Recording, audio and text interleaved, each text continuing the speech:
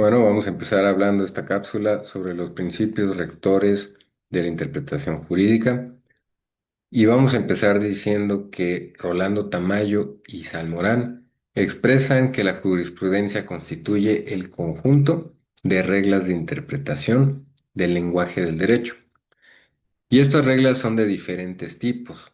Pueden ser nomina iuris, definitiones, reglas hermenéuticas y regulae iuris, que son los principios. La jurisprudencia es una herramienta hermenéutica, una disciplina para interpretar, como hemos comentado, descifrar, leer textos jurídicos, y la lectura jurídica de un precepto del derecho no puede hacerse más que con la ayuda de las reglas propias de su aparato hermenéutico. En otras palabras, como ya lo hemos mencionado, la jurisprudencia como conjunto de reglas de interpretación del derecho está compuesta del marco normativo constitucional y legal, de las definiciones de conceptos jurídicos, de los principios jurídicos doctrinales y del objeto de nuestro estudio que estamos hablando ahorita. Las reglas de interpretación en estricto sentido hermenéuticas. Adame también menciona que el artículo 14 constitucional señala que en los juicios del orden civil deberá fallarse conforme a la letra o a la interpretación de la ley. A falta de esta, se fundará en los principios generales del derecho.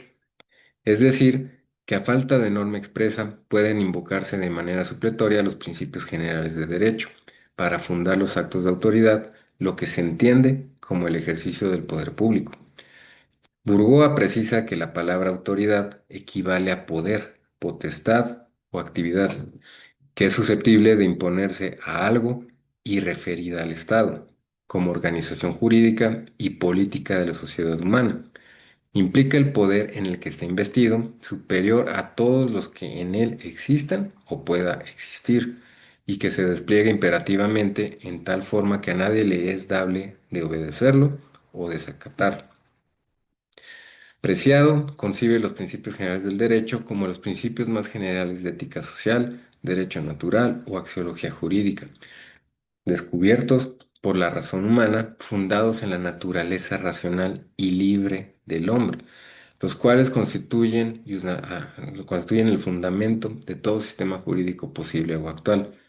Esta concepción justnaturalista es aún más amplia en cuanto a los enunciados posibles que puedan integrar el universo de los principios generales del derecho. Sin embargo, la imprecisión o indefinición de tales principios puede provocar inseguridad jurídica. Para Burgoa, los principios generales del derecho pueden considerarse como fuente de colmación de lagunas de ley o como supletoria de la falta de ésta para resolver los conflictos jurídicos en los términos del cuarto párrafo del artículo 14 constitucional, y deben entenderse las normas elaboradas por la mente investigadora mediante el análisis inductivo del sistema jurídico mexicano y de los sistemas culturales afines con vista a establecer en juicios lógicos en que deben traducirse esos principios. Las notas uniformes que rijan a todas las instituciones integrantes de tales sistemas, Burgoa, desde una perspectiva positivista, precisa que en estos principios deben ser producto de la investigación científica y plasmados como enunciados ciertos. Adame, que no es posible bueno, él considera que no es posible hacer enumeración exhaustiva de los principios generales del derecho, pues el conocimiento de ellos se va perfeccionando poco a poco y por lo mismo su número y contenido ha ido variado.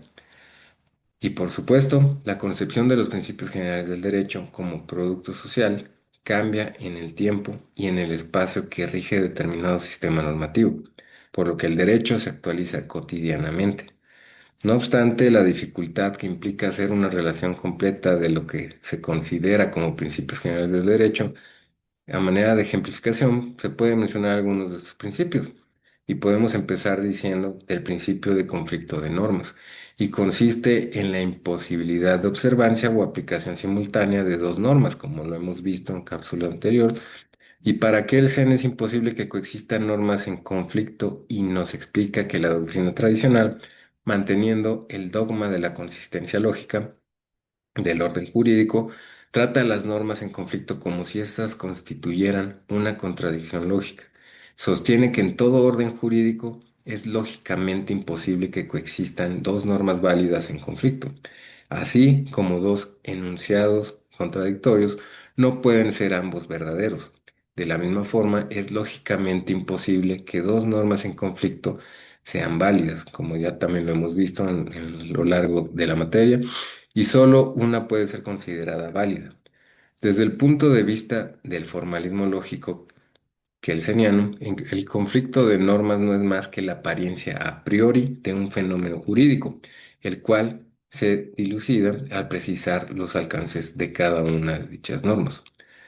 Hans Kelsen abunda en el análisis de la lógica proposicional aplicada, diciendo que el error de la doctrina del conflicto de normas consiste en tratar las disposiciones jurídicas como si fueran proposiciones o enunciados susceptibles de ser verdaderos o falsos.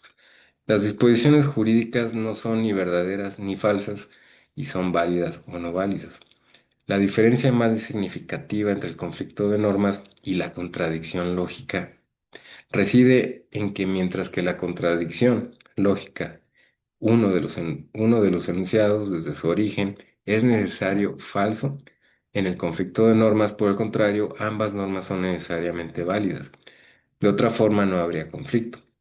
Tan válida una norma como la otra, pero el objetivo de ambas difiere desde su origen, por lo que para su aplicación es necesario interpretar cada una de ellas.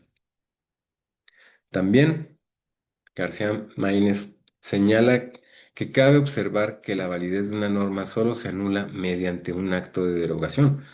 La solución del conflicto de normas solo se realiza mediante una norma positiva.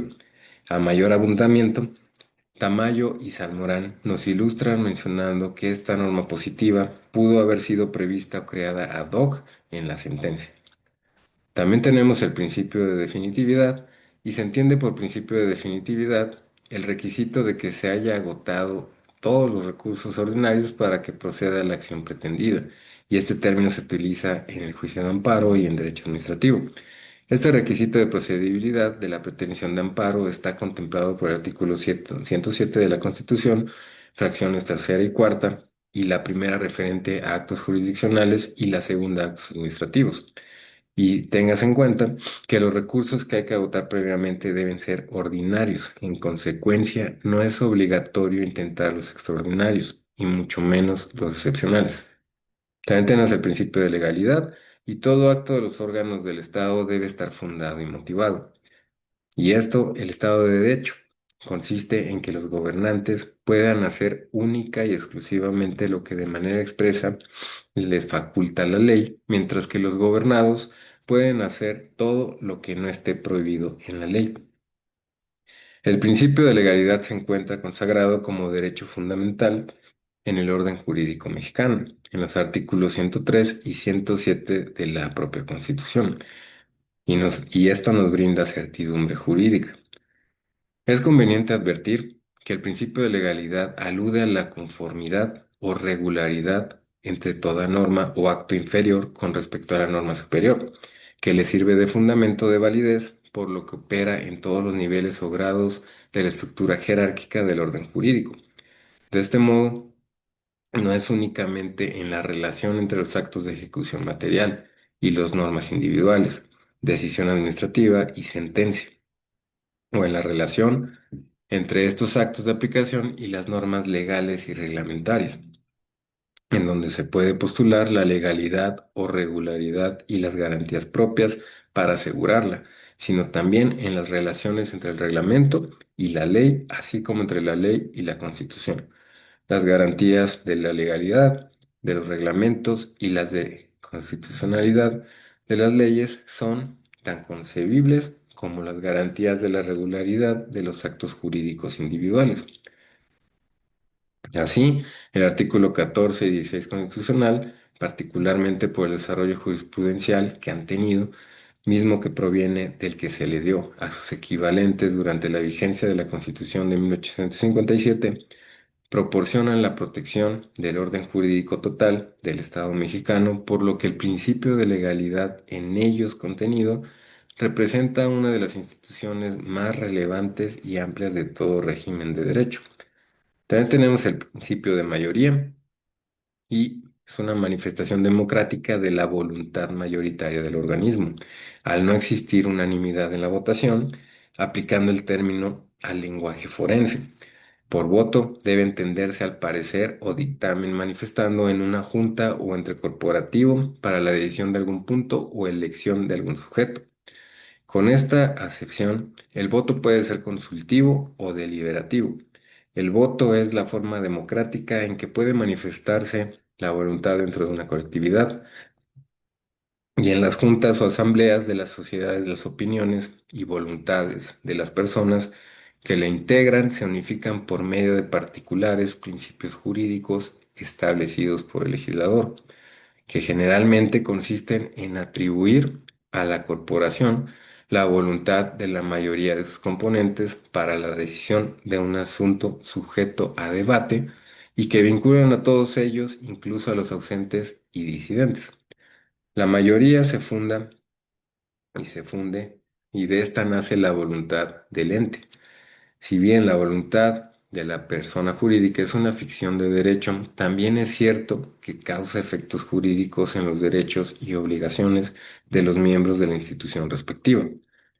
Respecto de los pactos restrictivos de la libertad del voto, Barrera Graf aclara que el artículo 198 de la Ley General de Sociedades Mercantiles los prohíbe, en cuanto que los declara nulos. En rigor, no se trata de nulidad del pacto convenio, sino de su imponibilidad al accionista que los hubiera celebrado. O sea, que pese al convenio, el socio puede votar libremente y cumplir o no el pacto sin que este último caso incurra en responsabilidad alguna frente a su contraparte. El derecho de los miembros es irrenunciable e inatacable. Bueno, hasta aquí vamos a ver esta cápsula y vamos a seguir viendo estos principios retóricos de la interpretación jurídica y continuamos en la siguiente cápsula.